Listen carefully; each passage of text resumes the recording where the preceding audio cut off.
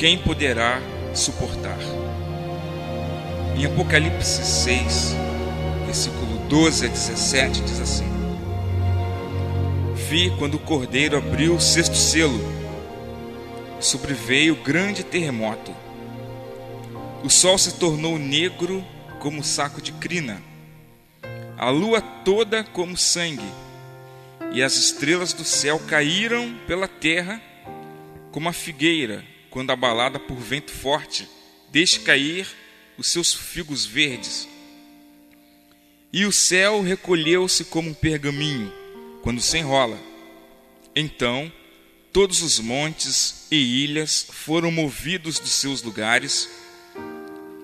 Os reis da terra, os grandes, os comandantes, os ricos, os poderosos, e todo escravo e todo livre, se esconderam nas cavernas e nos penhascos dos montes, e disseram aos montes e aos rochedos: caí sobre nós, e escondei-nos da face daquele que se assenta no trono e da ira do Cordeiro, porque chegou o grande dia da ira deles, e quem é que pode suster-se?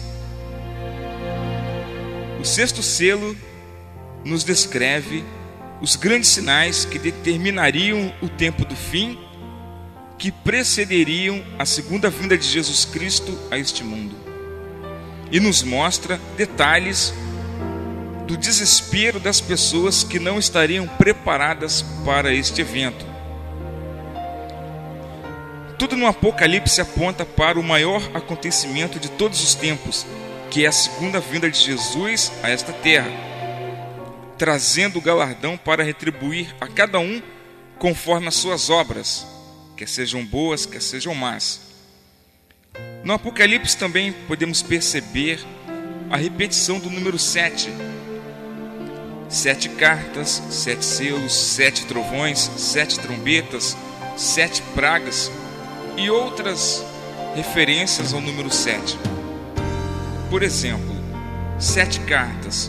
7 cartas para 7 igrejas da Ásia Menor, simbolizando 7 períodos que a igreja de Cristo iria passar desde o seu fundamento até o último período, o período da última carta, o período de Laodiceia. Ou seja, Cristo voltaria no período da última carta, na 7ª carta. 7 trombetas. Após tocarem as 7 trombetas, começaria o julgamento, e logo após terminar o julgamento, a volta de Jesus. 7 trovões. Os trovões anunciam que o fim está próximo. 7 pragas. Cristo não pode voltar enquanto não caírem as 7 últimas pragas. Após cair a 7ª praga, a volta de Cristo. 7 selos. O apóstolo João viu lá no céu um livro escrito por dentro e por fora, selado com 7 selos. E o destino da terra estava naquele livro dos 7 selos. E o único que foi capaz de abrir o livro dos 7 selos foi Jesus Cristo. Em Apocalipse capítulo 5, versículo 5, nós vemos o seguinte: todavia, um dos anciãos me disse: não chores, eis que o leão da tribo de Judá, a raiz de Davi, venceu para abrir o livro e os seus 7 selos. Interessante que no momento em que Jesus abre cada um daqueles selos, daquele livro, desenrola na terra acontecimentos importantes. E quando chega o momento da abertura do 6º selo na terra, se dá acontecimentos relacionados aos grandes sinais da segunda vinda de Jesus. Um grande terremoto, o sol escuro, a lua em sangue, a chuva das estrelas. O grande terremoto já aconteceu. Foi na noite do dia 1º de novembro de 1755. Um violentíssimo terremoto que matou mais de 40 mil pessoas na Europa, destruindo milhares de propriedades, provocando ondas gigantescas com mais de 30 metros de altura, atingindo até a América do Norte. O sol escuro e a lua em sangue também aconteceu. 25 anos depois, foi no dia 19 de maio de 1780. Naquele dia tudo estava normal até mais ou menos às 9 horas da manhã, quando de repente o céu ficou nublado, sombrio, e ao meio-dia o mundo já estava mergulhado nas mais densas trevas. Não se enxergava uma folha de papel a um palmo do rosto. Aquilo apavorou os habitantes porque até a respiração se tornava difícil. Aquela noite era noite de lua cheia, mas as trevas encobriam a lua também. E quando foi por volta das 3 horas da manhã, a lua aparece no céu vermelha como sangue. As pessoas desesperadas gritavam pelas ruas: é o fim do mundo, é o fim do mundo. Esse dia é conhecido como dia escuro. Nunca em todo o tempo tal fenômeno aconteceu durante tanto tempo. Na Bíblia temos 2 casos, pelo menos que eu me lembre. O primeiro foi lá no Egito, por ocasião em que caíram as 10 pragas, há mais ou menos 1400 anos antes de Cristo. Lá no livro de Êxodo, capítulo 10, versículo 21 a 23, a gente vê esse episódio. Então disse o Senhor a Moisés: estende a mão para o céu, e virão trevas sobre a terra do Egito, trevas que se possam apalpar. Estendeu, pois, Moisés a mão para o céu, e houve trevas espessas sobre toda a terra do Egito. Por 3 dias não viram uns aos outros, e ninguém se levantou do seu lugar por 3 dias. Porém, todos os filhos de Israel tinham luz nas suas habitações. O outro episódio foi na morte de Cristo.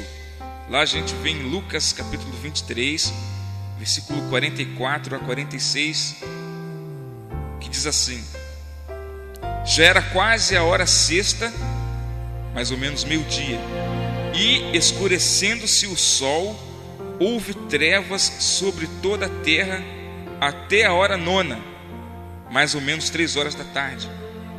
E rasgou-se pelo meio o véu do santuário. Então Jesus clamou em alta voz: Pai, nas tuas mãos entrego o meu espírito. E dito isto, expirou. Esse dia escuro, predito em Apocalipse capítulo 6, pela abertura do 6º selo, foi algo surpreendente, porque nesse dia não havia nenhuma possibilidade de eclipse. Os meteorologistas, os geógrafos e os astrônomos não conseguiram explicar o fenômeno, como não conseguem explicar até hoje. A única resposta para esta indagação está na Bíblia Sagrada. Mas algo ainda mais espetacular iria acontecer 53 anos mais tarde, nas noites de 12 e 13 de novembro de 1833, irrompeu sobre a Terra uma chuva de estrelas cadentes. Milhares de meteoritos incandesceram ao entrar na atmosfera terrestre, provocando um espetáculo semelhante a fogos de artifício. Foi na Europa, parte da Ásia e América do Norte, pelo menos de que se tem registro. Mas foram 2 noites de terror. As pessoas batiam no peito desesperadas: é o dia do juízo, é o dia do juízo. Arrastavam-se pelas ruas, aglomeravam-se nas portas das igrejas, pedindo perdão a Deus, pedindo perdão umas às outras, se escondiam debaixo da cama. Nesse dia cumpriu a profecia da queda das estrelas. O grande terremoto marca o início do tempo do fim. O sol, a lua e as estrelas é o conjunto dos grandes sinais que determinariam a brevidade da volta de Jesus. E de acordo com a profecia do 6º selo, o próximo grande sinal será exatamente a volta de Jesus. Leamos novamente Apocalipse 6, versículo 14, versículo 16. Logo após a sequência destes sinais, o terremoto, o sol e a lua e as estrelas, e o céu recolheu-se como um pergaminho quando se enrola. Então todos os montes e ilhas foram movidos dos seus lugares. Os reis da terra, os grandes, os comandantes em algumas versões os militares, os ricos, os poderosos e todo escravo e todo livre se esconderam nas cavernas e nos penhascos dos montes e disseram aos montes e aos rochedos: caí sobre nós e escondei-nos da face daquele que se assenta no trono e da ira do Cordeiro. No momento em que cadeias de montanhas e ilhas são movidos dos seus lugares, é possível que os continentes se unam para que todos os habitantes da terra vejam Jesus voltando nas nuvens dos céus. Em Apocalipse 1, versículo 7 diz o seguinte: eis que vem com as nuvens e todo o olho verá, até quantos os transpassaram, e todas as tribos da terra se lamentarão sobre ele, certamente. Amém. O lamento de todas as tribos da terra é justamente por não estarem preparados para a volta de Jesus. Os ímpios desesperados preferem se esconder e pedem que uma pedra ou uma montanha os esmaguem, os matem. É melhor morrer esmagados do que contemplar o rosto de Jesus com poder e grande glória. Em 2 Tessalonicenses capítulo 2, versículo 8 diz assim: então será de fato revelado o iníquo, a quem o Senhor Jesus matará com o sopro de sua boca e o destruirá pela manifestação de sua vinda. Para os salvos, a vinda de Jesus é o dia mais feliz de suas vidas, mas para os ímpios, para os perdidos, será uma tragédia terrível. Só a respiração de Jesus fulmina os ímpios. A grande pergunta é: quem irá sobreviver?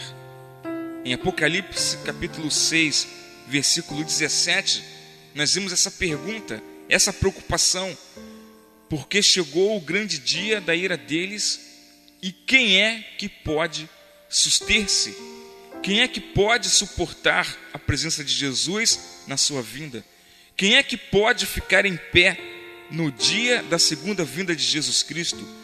Quem é que pode suster-se no grande dia da ira de Deus? Quem irá sobreviver à glória e majestade do Filho do Homem? A resposta está em Apocalipse capítulo 7, versículo 2 e 3, que diz assim: vi outro anjo que subia do nascente do sol, tendo o selo do Deus vivo, e clamou em grande voz aos 4 anjos, aqueles aos quais fora dado fazer dano à terra e ao mar, dizendo: não danifiqueis nem a terra nem ao mar, nem as árvores, até selarmos na fronte os servos do nosso Deus. Só irá permanecer em pé na presença de Jesus Cristo aqueles que possuírem em suas frontes, em suas testas, o selo de Deus. O selo do Deus vivo na fronte será fator determinante que fará a diferença de quem é servo de Deus e quem não é. Os servos de Deus têm o selo, permanecem em pé, serão revestidos de imortalidade e incorruptibilidade e irão reinar com Jesus no reino dos céus. Amém? Quem não for servo de Deus, obviamente, não terá o selo de Deus em suas frontes, em suas mentes, em sua consciência, e fatalmente perecerão na presença do Cordeiro de Deus. Ter o selo de Deus, a marca de Deus, o sinal de Deus ou o carimbo de Deus, nesse dia é questão de vida ou morte. Só que vida eterna ou morte eterna. E se eu preciso de ter o selo de Deus em minha testa, na minha fronte ou na minha mente, no dia em que Cristo voltar, então eu preciso saber que selo é este, que sinal é este, para poder adquiri-lo. O que é o selo de Deus? Onde posso encontrar o selo de Deus? A Bíblia responde: Isaías, capítulo 8, versículo 16, diz o seguinte: resguarda o testemunho, sela a lei no coração dos meus discípulos. Isso significa que nós encontramos o selo de Deus em sua santa lei, que é eterna. Sela a lei é para selar o coração dos discípulos de Deus. E em Ezequiel capítulo 20, versículo 12 e 20, nós vemos as seguintes palavras: também lhes dei os meus sábados, para servirem de sinal entre mim e eles, para que soubessem que eu sou o Senhor que os santifica. Santificai os meus sábados, pois servirão de sinal entre mim e vós, para que saibais que eu sou o Senhor vosso Deus. O selo do Deus vivo é o sábado, e ter o selo de Deus é santificar o sétimo dia. Essa é a orientação de Deus: santificai os meus sábados, para que sirvam de sinal, para que sirvam de selo, para que sirvam de marca. Concordar com Deus, aceitar a proposta de Deus concernente a observar o dia em que Ele escolheu, o dia em que Ele determinou para que guardássemos e obedecêssemos a sua lei, o sábado do quarto mandamento, significa a permissão do homem para que Deus coloque o seu selo, o seu sinal. Se eu não concordar com Deus, não aceitar o seu dia, não quiser observar o sétimo dia da semana, não terei o selo de Deus. E se eu descobrir que o sábado é o santo dia de repouso de Deus, um dia sagrado biblicamente, o dia em que Deus criou e escreveu com o seu próprio dedo em tábuas de pedra, mas guardar outro dia qualquer que não seja o sábado, também não receberei o selo de Deus. O fim está próximo, e de acordo com o sexto selo da profecia de Apocalipse, não há mais sinais que anunciam a breve volta de Jesus. Ou seja, os grandes sinais já se cumpriram. O próximo acontecimento é o céu abrindo-se como pergaminho, para que os habitantes da terra vejam Cristo no céu voltando com os anjos com poder e grande glória. Isso significa que estamos vivendo um período solene. Estamos vivendo o final do sexto selo. No sétimo selo, Jesus já voltou. O fim está próximo e a humanidade está se dividindo em dois grupos. De um lado, os servos de Deus, que recebem em sua fronte o selo de Deus. E, do outro lado, os que recebem o selo da besta, que é o selo de Satanás. Ou você se torna um adorador de Deus, guardando o dia de Deus, que é o sábado, o sétimo dia da semana, ou você se tornará um seguidor da besta, guardando outro dia qualquer. Deus quer colocar em seus servos o seu selo, o seu sinal. Não ter o selo de Deus é a mesma coisa de estar perdido.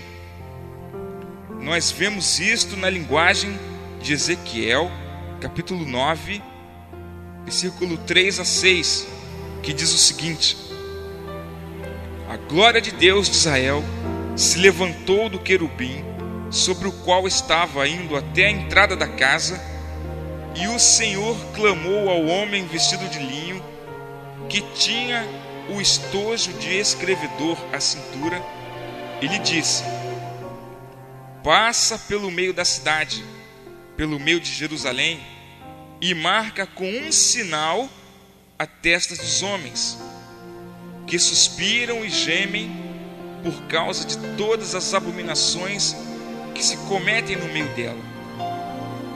Aos outros disse, ouvindo eu: passai pela cidade após ele, e sem que os vossos olhos poupem, e sem que vos compadeçais, matai a velhos, a moços e a virgens, a crianças e as mulheres, até exterminá-los. Mas a todo homem que tiver o sinal, não vos chegueis, e começai pelo meu santuário. Vem aí uma grande destruição, e quem não tiver o sinal de Deus irá perecer. O anjo vai passar pela cidade de Jerusalém, marcando a testa dos servos de Deus, mas irá passar também pela cidade de Nova York, a cidade de Tóquio, de Pequim, Moscou, Brasília, São Paulo, Rio de Janeiro, ou seja, em todo o mundo. E em contrapartida, o diabo também quer colocar o seu sinal na humanidade. Nós vemos isso em Apocalipse 13, versículo 13 até o versículo 18, que diz assim: também opera grandes sinais, de maneira que até fogo do céu faz descer a terra diante dos homens. Seduz os que habitam sobre a terra, por causa dos seus sinais que lhe foi dado executar diante da besta, dizendo aos que habitam sobre a terra que façam uma imagem à besta, aquela que ferida a espada sobreviveu, e lhe foi dado comunicar fôlego à imagem da besta, para que não só a imagem falasse, como ainda fizesse morrer quantos não adorassem a imagem da besta.